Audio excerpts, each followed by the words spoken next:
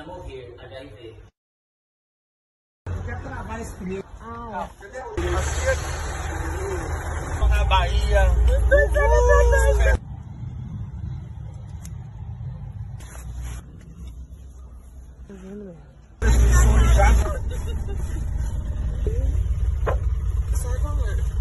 A gente vai. Cara de dedicação, fez dele um cara porreta, um cara louco, maravilhoso, cheio.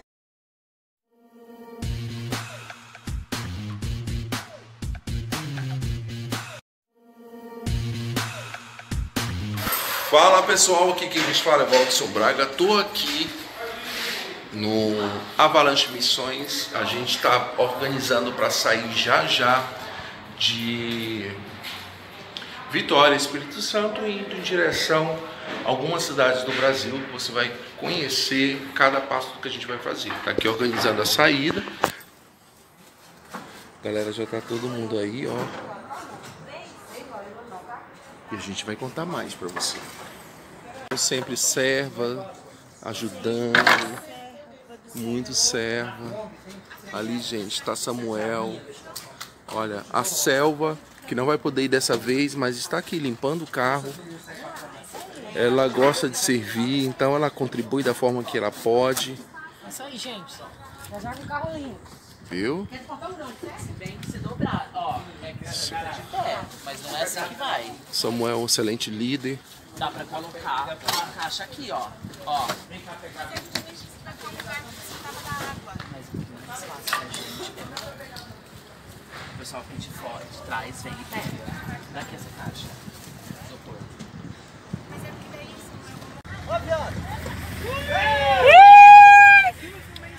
Tem que filmar!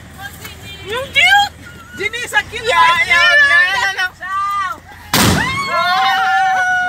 Meu Deus! Água, precisa me encher que nascendo de água.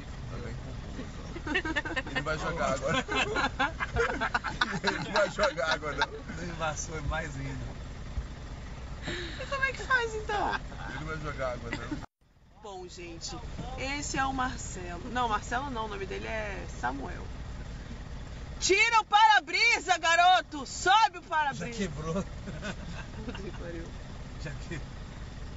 Aí tem que jogar pouco. De Israel, o guarda de Sião, brilhante estrela da manhã, Jesus, seu nome.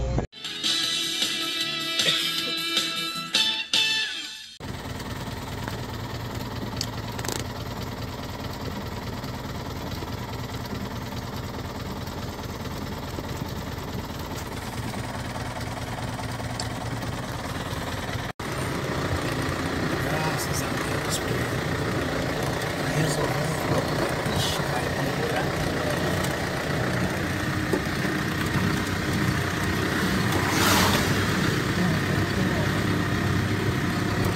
Olha o tamanho desse viveiro, vamos. A respeito da luz, a fim de que por meio do seu testemunho todos crescem. Ele não era a luz, mas veio para falar da luz. Aquele que é a luz verdadeira, aquele que é a verdadeira luz que ilumina todos, estava chegando ao mundo. Veio ao mundo que ele criou, mas o mundo não o reconheceu. Veio ao seu próprio povo e eles o rejeitaram. Mas a todos que creram nele e o aceitaram,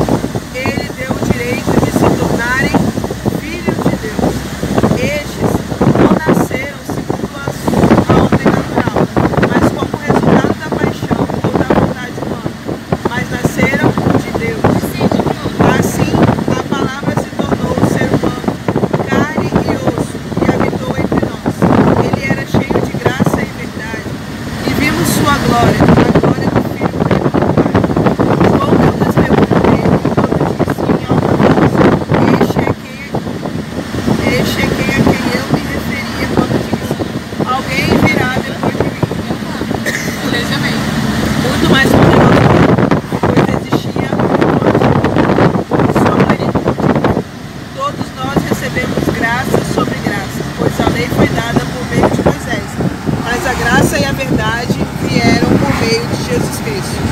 Ninguém jamais viu a Deus, mas o Filho único que mantém comunhão íntima com o Pai o revelou.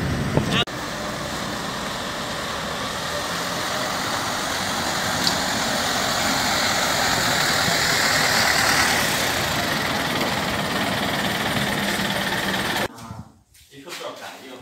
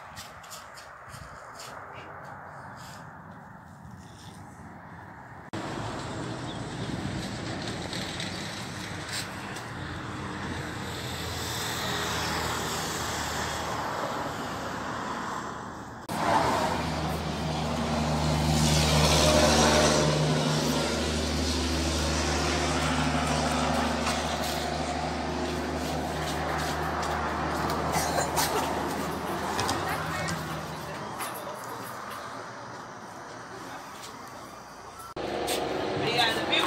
Você sabe ler? Sabe? O que tá escrito então?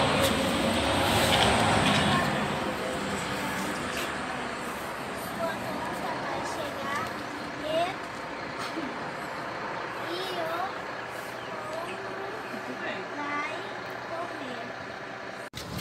Gente, a vida do crente é difícil. Olha aí, os irmãos, eles pegam mala, tira mala, bota mala, coloca mala, leva mala. Então, diante disso, a gente sobe com mala, desce com mala, sobe com mala e desce com mala. É isso aí, acabamos de chegar, já estamos em... Como é o nome da cidade? Feira de Santana. Feira de Santana, na Bahia. E ela é muito legal. Olha o cabelo dela com várias cores. Olha as tatuagens dela, que incrível. E depois você vai saber um pouco sobre a história dessa super mega mulher. Fala pessoal, passando para avisar para vocês que o dia foi intenso. A gente saiu de Vitória, Espírito Santo, 5 horas da tarde. E depois de 24 horas, a gente ainda não tinha chegado em Feira de Santana, na Bahia. Foi um trajeto complicado porque a Bahia inteira estava chovendo muito. E a neblina na estrada, a gente não conseguia ver nada além de um palmo da mão. Estava incrível, nunca vi Bahia tão fria como estava ontem à noite, quando a gente chegou na madrugada por volta de 2h30 da manhã. Mas já estamos por aqui. E eu tenho certeza que Deus vai fazer grandes coisas e a gente vai mostrar tudo para vocês, tá bom? Então fique ligado, esse é só o primeiro conteúdo e você vai estar acompanhando todo o rolê. Então se gostou, compartilha, curte e tamo junto. Até o próximo. Você para, e aí você começa a perder amigos, você começa a perder emprego. Fala galera, Valdson aqui na área e eu tô aqui, não prometi? A Larissa, gente, que desde a sua infância teve experiências incríveis. Na escola dela, ela já imitou Joelma. Vocês sabem que aqui no meu canal já falei da minha experiência de trabalhar com Joelma no passado. E detalhe, uma mulher que tem esse cabelão massa, pintado colorido, suas tatuagens marcantes que contam um pouco da sua história. E como começa a sua história? Então, gente, eu nasci em Boa Esperança, Espírito Santo, vim pra Bahia. Ah, tu é capixaba. Eu sou capixaba. Nossa! Vim por obrigação, na verdade, né? Minha mãe começou a namorar com meu padrasto e aí eu vim pra Feira de Santana, aqui onde a gente já tinha família, tinha uma tia que já morava aqui. E aí a gente veio, né? Veio morar, construir a família, né? A partir do relacionamento da minha mãe com meu padrasto. Tenho pouquíssimas lembranças da minha cidade de origem, mas sempre fui muito apegada, sempre inclusive desejei voltar a morar lá. Porque primeiro que eu já acho o nome incrível, o nome da minha cidade, Boa Esperança, e isso sempre confortou meu coração de alguma forma. E aqui eu cresci, era uma criança extremamente tímida. Eu tinha vergonha até de dizer presente na hora da chamada da aula. Eu era morta de vergonha de me expor e tudo mais. Hoje ainda tenho um pouco de bloqueio, mas isso tem sido dissolvido. Mas uma das coisas que mais me ajudou na minha vida é que a escola que eu comecei a estudar a partir do ensino fundamental, tudo era envolvido com arte. A maioria das escolas, quando você vai fazer a leitura de livros, geralmente os professores fazem atividades, né, relacionadas, perguntas relacionadas àquele livro, ou pede para você fazer um resumo, uma resenha, algo do tipo. Lá não, tudo a gente tinha ou que fazer uma coreografia, ou que fazer uma encenação teatral. Não tinha opção, ou era isso ou você não ia ter nota. E eu me lembro de, na 6ª série, ser a primeira vez que eu pisei no palco para dançar uma música do Skank, uma música que falava, tinha um cunho social, era a música Me dá uma esmola pelo amor de Deus, uma esmola só por caridade. Falava desse contraste social, e foi a primeira vez que eu tive aquela sensação de estar no palco na frente de um monte de gente. E aí a escola, né, todas as atividades era bem rotineiro de ter essas atividades artísticas. E tinha também a gincana, que era a gincana mais famosa da cidade. Era a gincana, que toda a cidade parava para ir ver a abertura, as provas, era bem intenso. E foi quando eu dancei Joelma. Teve a prova era que todas as equipes tinham que apresentar a Joelma do Calypso, e eu ganhei, porque eu amava a Joelma do Calypso. Era muito marcante para mim, porque na infância a gente não tinha tantas opções de lazer, não era muito comum na minha família ter muitas opções de lazer, então a gente não tinha aquele costume de sair para comer uma pizza no final de semana, uma coisa, não era comum pra gente. Então, a nossa diversão era todo sábado. Meu padrasto, ele passava numa locadora de DVD. Foi a época que tava a fama, assim, lançou o DVD. E a gente sempre locava 3. Era sempre um DVD de música, um DVD infantil e um DVD adulto. Aí eu tinha meu desenho de assistir, o filme dos meus pais e eu de música. E a gente alugava muito Calypso. E a gente ouvia, repetia. A gente já sabia de cor todo o DVD de Calypso, que era sempre faxinando a casa, dia de sábado, e ouvindo lá, repetidas vezes. Show! E a fotografia, como entrou na sua vida, que eu sei que você é excelente fotógrafa. Gente, o material dela é incrível. Inclusive, qual é o seu Instagram para que as pessoas confiram o trabalho que você realiza? Meu Instagram é Larissa Carmo Fotografia, e vocês também podem me conhecer através do meu site. No meu site tem um resuminho lá da minha história, que é o larissacarmo.com. É assim, então, fotografia já viram algo que ela gosta muito. E conhecer Jesus, quando foi que isso aconteceu na sua vida? Eu tentei ser crente muitas vezes na minha vida. Na verdade, eu tive um contexto meio cruel relacionado ao evangelho. Porque a minha mãe engravidou com 17 anos e ela não era casada. Então, foi nesse momento que houve uma ruptura, digamos assim. Minha mãe foi expulsa da igreja por ter engravidado de mim. E aí foram muitos anos, assim, sendo criada com princípios cristãos, porém totalmente desvinculada de igreja, né? Minha mãe acabou ficando... O ambiente de igreja se tornou um ambiente hostil, né? Diante das vivências que ela passou. Mas por ter aqueles princípios ali no dia a dia, na rotina, a gente ia vivendo, assim. Eu tinha aquela vontade de ser crente, mas ao mesmo tempo... tinham todas as outras influências da vida, as nossas opções, e eu ficava naquela divisão, né, sem saber. Para mim, ser cristã era um preço muito alto, até de fato eu ter a compreensão de que era a única opção que eu poderia fazer pela minha vida. Eu me tornei cristã, eu aceitei a mãozinha lá, Jesus, várias vezes. Eu aceitei Jesus em Boa Esperança, onde eu nasci, aceitei em várias igrejas diferentes aqui em Feira. Nenhuma ia acontecendo, até que foi o dia que eu visitei o aprisco. Foi uma apresentação do Marcos Almeida que teve aqui. Foi logo quando acabou o Palavra Antiga. Ele estava com um projeto, acho que era o Culto e Cultura, eu acho que era esse o nome do projeto. Ele esteve aqui no aprisco se apresentando. E eu vim, a minha câmera era a minha companheira, né? Eu chegava assim bem com vergonha do ambiente, assim, né, de ser olhada estranho, algo do tipo. Aí eu já chegava com a minha câmera para eu não me sentir só. Fiz várias fotos, que eu já gostava muito do som do Marcos Almeida, apesar de não ser cristã. E foi a fotografia também me ajudou a criar um elo, né? Desse dia, diante de tudo que eu vi dele e de como eu me senti confortável nesse ambiente aqui, que é o Aprisco, que se identifica muito com a minha linguagem e tem essa conexão com a minha linguagem. E aí eu não saí mais, foi literalmente isso. Foi um sábado, no domingo seguinte eu vim, no domingo seguinte eu vim de novo, levantei a mãozinha. Pela última vez eu levantei a mãozinha, no mês seguinte eu me batizei e até hoje eu tô aqui. Trouxe a minha família, porque depois que eu me converti, aí a minha mãe também se reconciliou, minha avó, né, ela fez as pazes com a igreja, ela perdoou, né, esse trauma que ela sofreu, né, de ter sido expulsa no momento que ela ficou tão vulnerável, tão sensível. Era um momento que ela precisava de acolhimento, mas naquela época a postura deles, né, enfim, eram outros tempos e hoje a gente perdoa, né, essa atitude, entendendo que o ser humano é falho.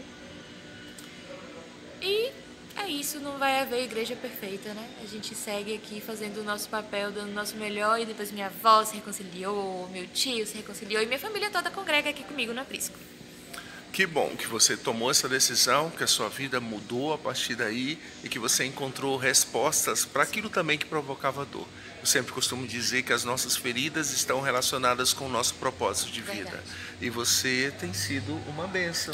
Obrigado por nos receber bem, por nos acolher. Gente, aqui em Feira de Santana a gente está vivendo muita coisa e a ideia desse pequeno documentário é estar mostrando o nosso rolê e mostrando o que a gente tem feito de fato com muito amor. Obrigado, viu? Obrigada, gente. Deus abençoe.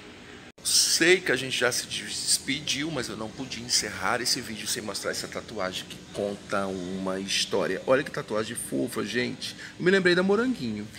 Todo mundo fala da Moranguinho, mas a referência não foi muito bem essa. Na verdade, a referência disso aqui foi a coleção de papel de carta da minha mãe. Era muito comum, antigamente, as meninas terem coleção de papel de carta, e eu herdei essa coleção da minha mãe. E o motivo de eu ter tatuado ela é porque tudo do meu trabalho, eu trabalho com fotografia infantil, e tudo do meu trabalho foi baseado na identidade visual de papel de carta.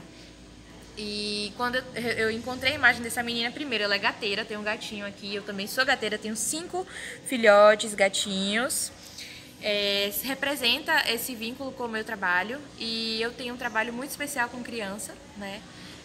Eu tento ressignificar a primeira infância, a estreia da criança, né, da vida, através da minha fotografia com o newborn, né, fotografia de recém-nascidos. Eu também fotografo partos. E o meu trabalho, a minha missão é justamente essa, trazer beleza, trazer acolhimento, trazer amor, através das fotografias nos primeiros dias de vida da criança. E essa boneca, ela também representa a minha criança interior, que é algo que eu tenho sido curada recentemente, através da minha terapia, porque a minha criança também foi ferida e hoje eu consigo acolher essa criança e ela tá aqui tatuada como um lembrete para eu amar, cuidar dela e reparar todo o que aconteceu lá no passado de ruim e triste e me dar motivação para transformar a realidade de outras crianças que chegam até mim. Uau, nunca imaginei que por trás de uma tatuagem tinha uma história tão bonita. E olha aí a ressignificação, né? O propósito que um dia, aquilo que ocorreu, que a gente até pensa que Deus não assistiu, sim, mas Deus estava ali vendo tudo, ele faz com que uma história de dor se transforme em uma história de cura na vida de outras pessoas. Então, mais uma vez, obrigado por lançar sementes de amor através da sua própria vida. Vou até morrer, HIV. Quer travar esse comigo? Na Bahia.